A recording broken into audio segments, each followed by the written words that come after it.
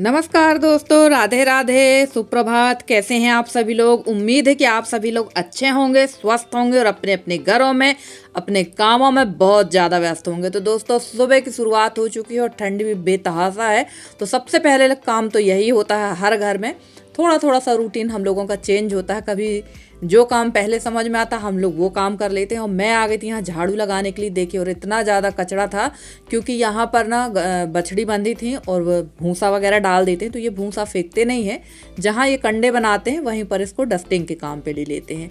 तो ये उपयोग में आ जाती है। और इस समय धूप जो है ना, इस जहाँ पर आप देख रहे हैं ना, ये पत्थर वाला जो हमारे यहाँ ये बाउंड्री टाइप की बनी है, इतने में ही आ रही है, ज़मीन तक धूप नहीं पहुंच पा रही। यहाँ तक कि बछड़ियों को भी धूप ढंग से नहीं मिल पा रही है। तो भाई ठंड के समय ठंड का तो कहर रहेगा ही। और आप लोग सोच रहे होंगे यहाँ पर किस तरह का दिख रहा है। तो यहाँ पर ना धुआं बहुत ज़्यादा हो रहा था क्योंकि मैंने चूल्हा जला रखा था गर्म पानी करने के लिए। और इसके बाद में यहाँ पर भी झाड़ू लगा देंगे। तो पूरी यहाँ पर झाड़ू लगाने में, और देखिए अभी भी यहाँ पर सीलन कितनी ज़्यादा है। ये जो बारिश हुई थी ना, ये उसी की सीलन है। अब जब धूप ही नहीं आएगी तो सूखेगा कहाँ से, तो धीरे धीरे सूखेगा। और यहाँ पर भी अभी मैंने लिपाई पुताई कुछ भी नहीं की है क्योंकि यहाँ सिर्फ पानी ही गर्म हो रहा, खाना भी नहीं बन पा रहा है और काफ़ी ज़्यादा गीला है। अंदर ही अभी मैं खाना बना रही हूँ। तो चलिए यहाँ की भी झाड़ू लगा देते हैं। बहुत ज़्यादा कचरा था। एक दो दिन अगर इस तरफ झाड़ू ना लगाओ ना तो बस यही हाल होता है। तो चलिए सबसे पहले यहाँ झाड़ू का काम हो गया। और ये जो आप मेरे पीछे देख रहे हैं दीवार साइड में, ये एरिया पूरा साफ सुथरा किया गया था, पर फिर से जैसा का तैसा हो गया है। तो चलिए, साफ़ सफाई तो होती ही रहती है घरों में और रोज़ साफ़ सफाई होती है सभी के यहाँ। तो फटाफट से ये सारे काम कर लेते हैं। और कल के ब्लॉग में हमारी दीदी ने पूछा है, रश्मि दीदी ने, दीदी मेरी समझ में नहीं आ रहा कि तुमने बिना झारा की बूंदी कैसे बनाई। तो दीदी, जो अपने पास जिससे अपन लोग कद्दूकस करते हैं ना, जिसको किसनी कहते हैं अपने यहाँ, उससे मैंने बूंदी बनाई थी। ग्रेटर जिस बोल सकते हैं, उससे मैंने बूंदी बनाई थी। और मैं हमेशा उसी से बूंदी बनाती हूँ, बहुत अच्छी तरह से बूंदी बन जाती हैं। और फ्रेंड्स, झाड़ू लगाने के बाद सीधे मैं आ गई थी सार में। तो गोबर भी साफ़ करना है, फटाफट से गोबर साफ़ कर लेते हैं क्योंकि यहाँ का काम अगर हो जाता है ना, ये सारे काम, तो बाकी के काम करने में दिक्कत नहीं होती। तो फटाफट ये सारा जो भूसा हम लोग गाय को डालते हैं ना, हमारे यहाँ जो आप लोगों के यहाँ नांद जैसी बनी रहती है ना, हमारे यहाँ वो नहीं है। तो ऐसे ही ये जो भूसा गिर जाता है, ये पूरा हम लोग गोबर में ही सान के कंडे बना लेते हैं। वरना डायरेक्ट कंडे गोबर ही गोबर के बनाओ तो बहुत ज़्यादा कड़े हो जाते हैं कंडे। और कंडा जो है इसी टाइम बनते हैं सबसे ज़्यादा, क्योंकि इसके ठीक 1-1.5 महीने बाद तो धूप तो तेज़ होगी, बट गोबर कम होने लगता है। और अभी जगह भी नहीं है मेरे यहाँ ज़्यादा। और हमारी एक सब्सक्राइबर ने पूछा है कि दीदी आप लोग 3 लोग हैं और यही घर आपका इतना बड़ा, फिर आपने दूसरा घर क्यों बनवाया। बिल्कुल सही बात कही है आपने। घर मेरा बहुत बड़ा है, बहुत अच्छा है, सब कुछ है, पर बारिश के हिसाब से जो लोग मेरे पुराने सब्सक्राइबर हैं वो लोग देखते हैं कि बहुत ज़्यादा दिक्कत है। और यहाँ पर थोड़ी सी दिक्कत ना पानी बहाने की है, सामान लाने ले जाने की है। अब जैसे ये गोबर कंडे ही बनाना है तो हमारे आसपास जगह ही नहीं है। चारों तरफ जो जगह है हम लोगों की, जितने एरिया में घर है सिर्फ इतनी ही जगह है हमारी। बाकी अगल बगल जितनी भी बाड़ी वगैरह आप लोग देखते हैं ना, ये सब दूसरों की है। तो सबसे ज़्यादा दिक्कत हम लोगों को इन्हीं चीज़ों की है कि अब हम लोग को गोबर कहीं फेंकना है तो दूसरे की जगह में फेंको। अब 1-1.5 महीने बाद गाय घर में बंध जाएंगी। जब गेहूँ बड़ा हो जाता तो गाय वगैरह घर में बंध जाती हैं।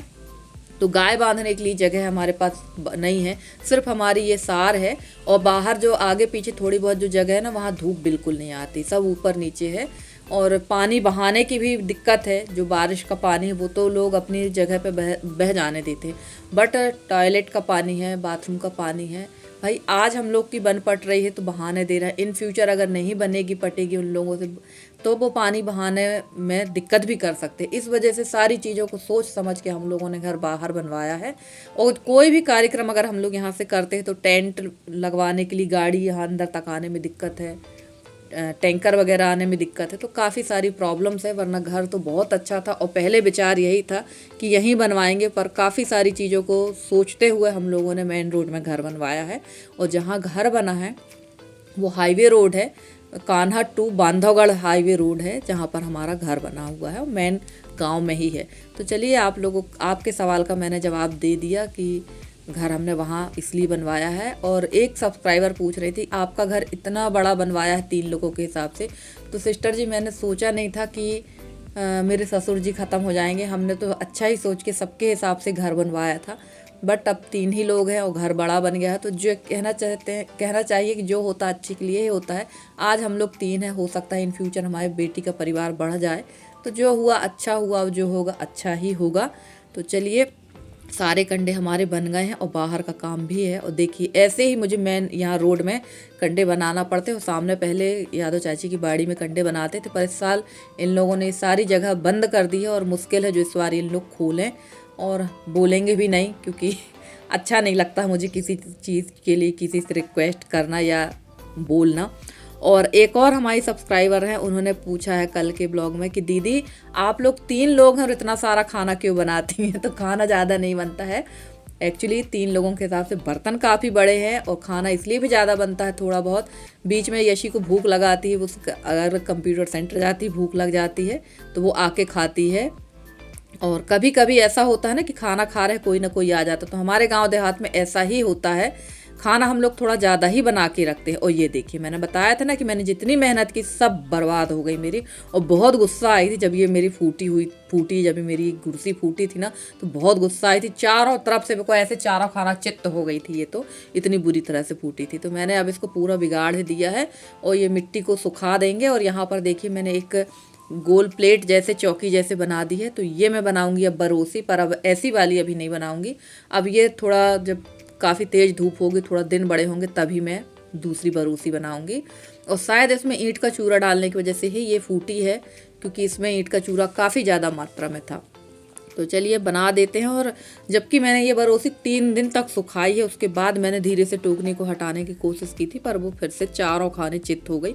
चलिए कोई बात नहीं, अब तो टूट ही गई है, अब क्या कर सकते हैं। और एक और हमारी सब्सक्राइबर हैं, उनका नाम है सुधा जी। तो ये हमारे शहडोल के पास की हैं, इनका ज़िला जो है अनूपपुर लगता है। इन्होंने कहा है आप मेरा नाम ज़रूर लेना, मैं आपकी वीडियो देखती हूँ और आपके पास वाले ज़िला अनूपपुर से हूँ। मुझे बहुत खुशी होती है जब मेरे आसपास से कोई मुझसे जुड़ता है ना, तो मुझे बहुत अच्छा लगता है कि मेरे आसपास के लोग मुझे इतना सपोर्ट कर रहे हैं, इतना सहयोग कर रहे हैं। तो सिस्टर जी, वैसे मैंने अभी तक आपके ब्लॉग नहीं देखे, पर मैं एक बार ज़रूर आपका विज़िट करूँगी। और कोशिश करते रहिए, सफलता ज़रूर मिलेगी, क्योंकि मेहनत तो बहुत ज़्यादा करना पड़ती है हमें। और ये पूरी मिट्टी मैंने जो है इसमें टब में रख दी है और उसको फुला देंगे और धीरे धीरे अब इसका काम चालू करेंगे। और ठंड इतनी ज़्यादा थी कि हाथ ना, इतना काम करते करते ना हालत ख़राब हो चुकी थी, और ठंड बहुत थी और गर्म पानी बिल्कुल भी नहीं था। क्योंकि हमारे यहाँ एक बहुत अच्छी खासियत है हस्बैंड की और बेटी की, कि इन लोग अगर ब्रश करेंगे ना, तो जो तवेला पानी वाला रखा रहता गर्म होने के लिए, उसमें पानी नहीं डालेंगे। ये जवाबदारी हाउसवाइफ की, यानी घर में मेरी है कि अगर इन लोगों ने ब्रश किया तो पानी हम डालें, नहाए हैं तो पानी हम रखें। उस वजह से मैं यसी को यहाँ बहुत ज़्यादा गुस्सा भी हो रही थी और बर्तन भी धुलते जा रही थी, क्योंकि हाथ ना ऐसा लग रहा था कि इतने हाथ है ही नहीं। मेरे तो ये समझ में नहीं आता, जब हमारे यहाँ इतनी ज़्यादा ठंड है और जहाँ बर्फ़बारी होती, वहाँ के लोग कैसे रह जाते हैं इतनी तेज़ बर्फ़बारी में। क्योंकि हमारे यहाँ तो हालत ही ख़राब हो रही है इस समय। और आज मैं वॉइस ओवर कर रही हूँ और आज मंडे है, आज भी बहुत ज़्यादा ठंड है, बहुत ही ज़्यादा ठंड है। और फ्रेंड्स, नहा धोकर उतना काम करने के बाद नहा चुकी थी मैं, और खाना बनवाया था मैंने यशी से, क्योंकि मुझे ना बरी का काम भी चालू करना था। और मैं आ गई थी यहाँ कुम्हड़ा किसने के लिए। और वैसे काफ़ी सारे लोग कहेंगे कि कुम्हड़ा औरतें नहीं किसती हैं, काटती नहीं हैं, तो कुम्हड़ा मैंने कटवा दिया था हस्बैंड से, पर किसती मैं ही हूँ, क्योंकि हमारे यहाँ कोई किसने वाला नहीं है, कोई कद्दूकस नहीं करेगा इसको, भूरा कुम्हड़ा को। तो मैंने ही सारे कद्दूकस किए हैं, और ये हर साल का ही मेरा काम है, मैं हर साल ही करती हूँ। हम जब भी मेरे यहाँ कद्दू होते हैं तो मैं हर साल बरी जब मेरे यहाँ बनती तो मैं ही कद्दूकस करती हूँ। तो चलिए, यहाँ पर ही इनको छीलती जा रही थी छिलका, और मैं यहाँ इनको काटती ही जा रही थी। और सच कहूँ तो ये कढ़ोरी बरी जो होती है ना, इनको बनाना, भूरा कुम्हड़ा की जो बरी होती हैं, इनको बनाना बड़ा कठिन काम है। इतना आसान काम नहीं है जितना लगता है। आप कितनी भी तैयारी कर लीजिए, एक दिन पहले, दूसरा दिन तो आपका पूरा ही लगना है। और ये जो बड़ी वाली जो किसनी थी, ग्रेटर था बड़ा वाला, ये बहुत ख़तरनाक था। मेरी 3 उंगलियां इसमें किस गई थी, बहुत ख़तरनाक। और अंगूठे का तो आधा नाखून ही निकल गया है, मैं आप लोग को दिखाऊंगी अभी। और हालत मेरी बहुत ज़्यादा ख़राब हो चुकी थी, क्योंकि मैं नहाकर सीधे धूप में बैठ गई थी। और मैं लगभग, मुझे 3 बज गया था इनको कद्दूकस करते करते, क्योंकि सारा काम निपटाते, नहाते धोते कपड़े धुलते मुझे बज गया था 12:30। और उसके बाद मैं यहाँ बैठकर इनको किस रही थी। और ये देखिए, ये एक उंगली किस गई है, अंगूठा आधा हो गया, और ये और उसके बाद मेरी छोटी वाली जो छिंगली होती ना वो भी किस गई थी। पर किसना तो था मुझे कद्दू, पूरा ही ख़त्म करना था किससे बोलते। और ये 3 जो कद्दू थे भूरा कुम्हड़ा वाले वो मैंने पूरे कस लिए थे और इसके बाद ही मैंने फिर खाना खाया था, क्योंकि अगर मैं खाना खा लेती हूँ तो फिर मेरे से काम नहीं होता। और सबसे अच्छी बात ये हुई है मेरे साथ में कि सीधे ही हाथ की 3 उंगलियों के नाखून मेरे आधे से ज़्यादा कट गए। और अंगूठा तो सबसे ज़्यादा क्षतिग्रस्त है और बिना अंगूठा के तो कोई काम नहीं हो सकता। और खाना मैंने खाया था उल्टे हाथ से और तीनों कद्दू किसते किसते मेरी हालत बहुत ख़राब हो गई थी। लगभग मुझे मैंने बताया था कि 3 बज गए थे और मैं सीधे एक दर्द की टैबलेट खाकर मैं सो गई थी। सोई तो नहीं थी, लेटी थी। घंटा 2 घंटा जब मैंने बहुत आराम कर लिया उसके बाद मैंने उठ के दाल भिगोई और दाल भिगोने के बाद मैंने जो मसाला पीस रखा था तो मैं आई थी यहाँ मिक्सी चालू करने के लिए। और मैं यही सोच रही थी कि धन है मेरी किस्मत, हाय रे मेरी किस्मत कि जब भी मुझे सपोर्ट की ज़रूरत पड़ती सपोर्ट कोई नहीं करेगा, बल्कि और जितने लोग हैं वो सब मेरे से उम्मीद रखते हैं कि मैं सबका सपोर्ट करूं। तो मिक्सी भी मेरी ख़राब हो चुकी है। अब चलते हैं सिल में, सिर कूटते हैं, सिल में अपने मसाले को पीसते हैं। तो ये बड़ा मुसीबत वाला काम है और इस बार मैंने कान पकड़ लिया कि अब से मैं ये काम जब कोई मेरी हेल्प करेगा तभी करूँगी, वरना मुझे खाना ही नहीं है, बड़ी नहीं बनाऊंगी अकेले, क्योंकि घर में बेटी है थोड़ी बहुत वो हेल्प कर देती है, हस्बैंड जी से कोई हेल्प की उम्मीद नहीं है। तो चलिए यहाँ मैं बैठ गई थी मसाला पीसने के लिए और अभी ऐसी से बनवाऊंगी मैं खाना, क्योंकि मेरी तो बिल्कुल भी हिम्मत नहीं हो रही थी ये सब काम करने में। तो चलिए यहाँ मैं बैठ गई थी। जीरा और मेथी को मैंने अच्छी तरह से भूंज लिया था, वही मैं पीसूंगी आराम से। और इसके बाद पीसना था मुझे अदरक और लाल वाली पकी मिर्च, तो वो भी पीस के रख लेते हैं, क्योंकि सुबह दाल वगैरह भी धुलना पड़ेगी और उसको फेंटना सबसे बड़ा टास्क का काम है। क्योंकि मैंने लगभग 5 किलो 4.5 किलो समथिंग दाल भिगोई है, तो वो